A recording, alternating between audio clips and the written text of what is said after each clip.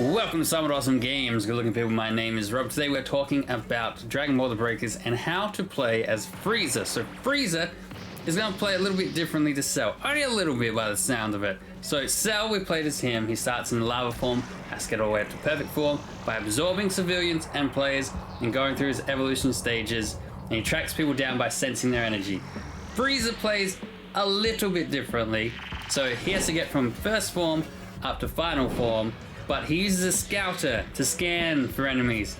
Probably similar kind of mechanic, but we have a scouter in the game that normal people can get, and it goes into first person view and you can scout around and detect energy. But instead of absorbing players and characters, Frieza gets mad. His whole thing is based on getting angry. The angrier he gets, the more stages he's going to go through. So our goal is to get all the Dragon Balls and wish for immortality, which we can do, but we also got to stop the players from escaping, kill them, destroy their time machine. So as we play it through, we're going to get madder and angrier as we interact with civilians and characters and players. Defeat them. They don't have Dragon Balls. That makes us angry.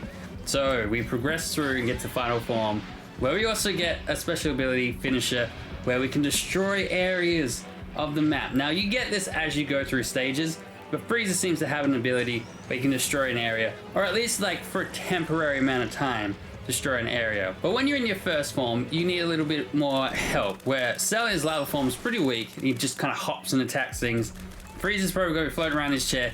He may be able to shoot, but it looks more like you summon in Zarbon and Dodaria to come and fight for you instead, and that's how you do your shots. This will probably be on a cooldown, like if you're on your gamepad like I was, it'll be on your D-pad, left and right kind of thing. So same with the scouter, it'll be on a cooldown type of basis, and you just be like hard around looking for people as you would with Cell. The big question I've seen about this is because the trailer showed Frieza on Namek and he's harassing Namekians for Dragon Balls, does that mean characters are locked into a planet, a level, a stage? If you play Frieza, you're only going to be playing on Namek. If you're playing Cell, you're only going to be playing in the city. Maybe that's a possibility, like, because will Frieza play on the Cell game stage? I don't know, but they would still kind of play the same. Like, the only difference essentially would be that instead of going and absorbing the civilians that are hiding in the capsule buildings, you would harass them and kill them or whatever Frieza does and get enraged.